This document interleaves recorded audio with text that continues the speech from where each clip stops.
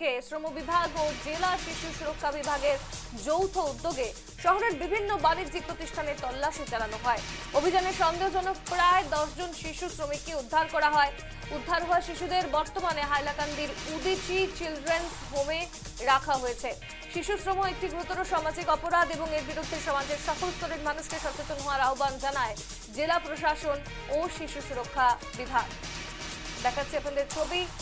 জোরদার অভিযান চলছে শিশু শ্রমের বিরুদ্ধে। অসমের হাইলাকান্দিতেও ঠিক একই ছবি, যেখানে বিশেষ টাস্ক ফোর্স অভিযান চালায় এবং উদ্ধার করে প্রায় 10 জন শিশু শ্রমিককে।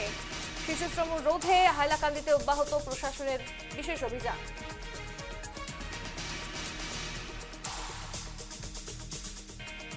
প্রথম দিকে আরও 1-2টা ডাইভ করেছিলাম, 1-2টা বাচ্চাকে রেস্কিউ করা হয়েছে এবং আজকে আমাদের শিডিউল ডাইভ ছিল হাইলাকান্দি টাউনে এবং হাইলাকান্দি শহরে বিভিন্ন জায়গা থেকে 10টা শিশুকে আমরা চাইল্ড লেবার পেয়েছি এবং রেস্কিউ করে নিয়ে এসেছি।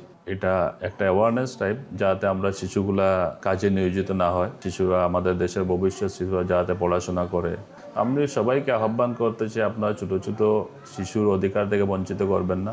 আপনারা বাচ্চাকে স্কুলে যেতে দিন, ওদেরকে পড়াশোনা করতে দিন। আমরা সবাই মিলে চাইল্ড লেবারের বিরুদ্ধে এই অভিযানটা চালিয়ে যাব এবং আমি আশা করি আস্তে আস্তে আমাদের চাইল্ড লেবারটা হাইলাকান্দি ডিস্ট্রিক্টে নির্মূল হবে বলে আশা করি।